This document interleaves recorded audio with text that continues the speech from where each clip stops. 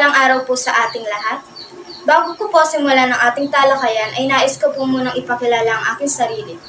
Ako po si Orlin Villap, ang inyong tagaulat sa araw na ito. Sa araw po na ito, atin pong tatalakayin ang Kabanata 38 ng El Filibusterismo na pinamagatang ang kasawian. Bago ko po simulan, ano nga ba ang El Filibusterismo? Ang nobelang El Filibusterismo ay salitang Latin na ang ibig sabihin ay paghahari ng kasakiman o The Reign of Greed sa Ingles. Ito ay ang pangalawang nobela na isinulat ng pambansang bayani ng Pilipinas na si Dr. Jose Protasio Rizal Mercado y Alonzo Rayolonda, na kanyang buong pusong inialay sa tatlong paring martir na lalong kilala sa bansag na Gomburza o Gomez, Burgos at Zamora. Ito ay ang karugtong o sexual ng nobelang Noli Me Tangere na sa Ingles ay Touch Me Not, na ang ibig sabihin naman nito ay Wag Mo Ako Salingin. Tulad sa Noli, nagdanas si Rizal ng hirap habang sinusulat ito. Sinimulan ng akda noong Oktubre 1887 habang nagpa-practice ng medisina sa Calamba.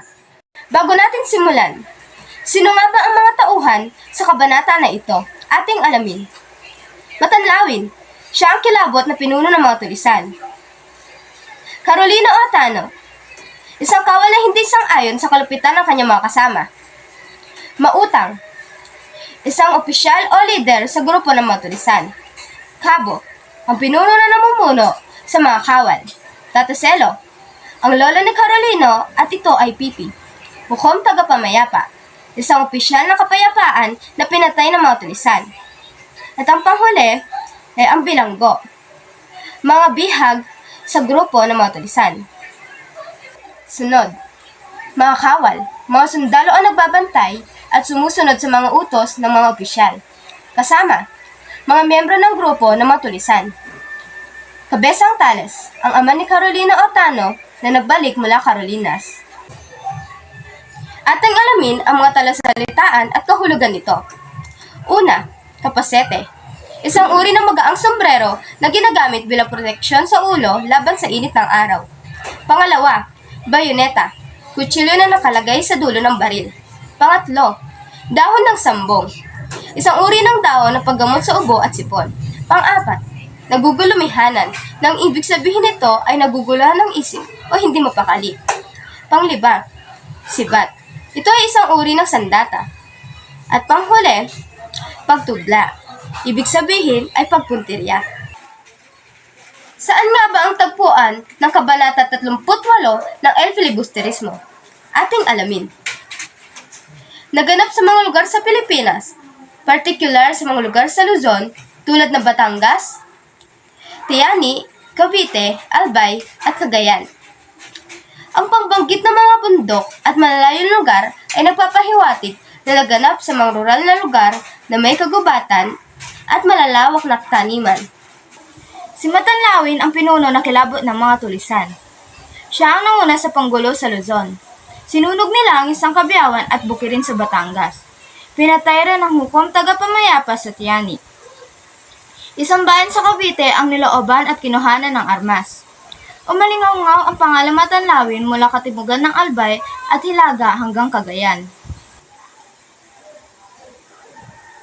Ang pangkat ng mga tulisan ay nag-iwan ng bakas ng dugo at apoy sa kanilang madaraanan.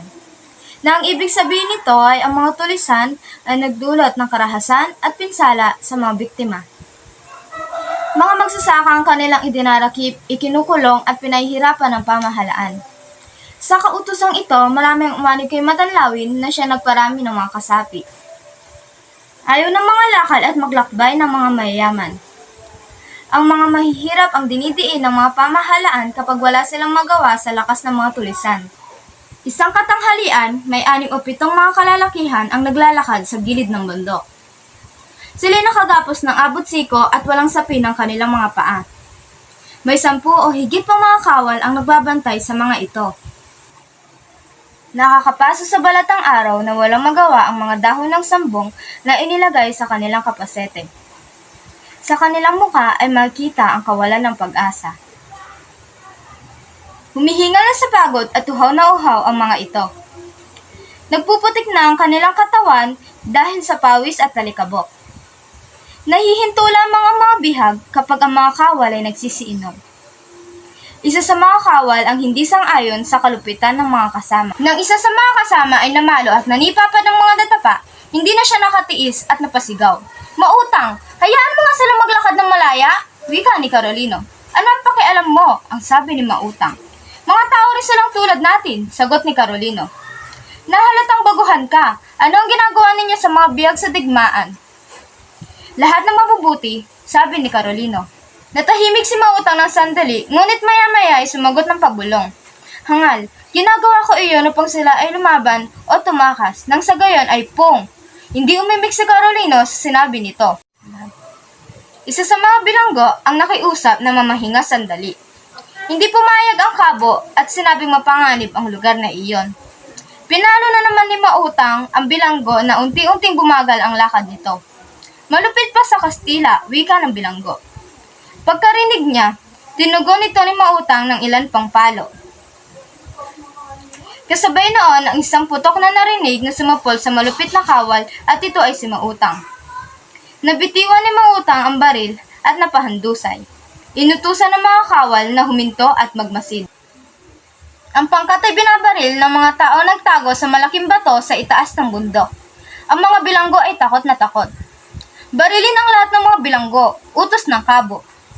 Walang kalaban-laban ang mga bilanggo na nahandusay. "Carolino!" sigaw ng kabo. "Ipakita mo ang galing sa pagtudla." At tigilan si Carolino. Parang kilala niya ang kaanyuan ng kalaban na tinatamaan ng sikat ng araw. Inutusan ng kabo na paputukan ito at kung hindi ay siya ang papuputukan nito. Napilitang sumunod sa Carolino dahil sa kanyang takot. Humikit at nawala ang lalaki kasabay ng nakatutulig na sigaw. Nagsimulang lumusob ang mga kawal sa pag-aakalang nagtakbuhan na ang mga kalaban. Isang lalaki ang biglang sumulpot sa may bato na may hawak na sibat. Agad itong pinaputukan ng kawal na unti-unting nalugmok sa bato. Tanging si Carolino ang mabagal sumunod sa kanila. Nagpalinga-linga at nasa isip ang sigaw ng taong binaril niya. Isang naghihingalong matanda ang nakita ng kawal at sinaksak pa ito ng bayoneta. Titig na titig ito kay Carolino na nasa likuran ng nanaksak. Ang butuhang kamay ng kanilang sinaksak ay pilit na itinuturo ang likod ng bato. Nang lumingon ang kawal, nakita niya si Carolino na maputlang maputla. Nagugulumihanan at nasa mga matang hindi malirip na damdamin. Ang tunay na pangalan ni Carolino ay Tano, anak ni Cabezang Tales na nagbalik mula Carolinas. Ang lolo ni Carolino, o Tano, na si Tata Celo, sa kadahilang pipi ay pinahiwatig na lamang sa tingin ang kanyang mapanglaw na pamamaalam. Hindi alam ni Carolino na ang kanyang napatay na patanda ay ang kanyang sariling lolo na si Tata Celo. Namatay ang matanda na ang kanyang kamay ay nakaturo pa rin sa likod ng bato. Ang kabanata na ito ay nagpapakita ng kahalagahan ng pagiging makatao at pagpapakumbaba sa harap ng kapangyarihan. Ipinakita dito ang mga epekto ng kahirapan at kawalan ng hustisya sa lipunan na nagtutulak sa ilang tao na sumapi sa rebeldeng grupo.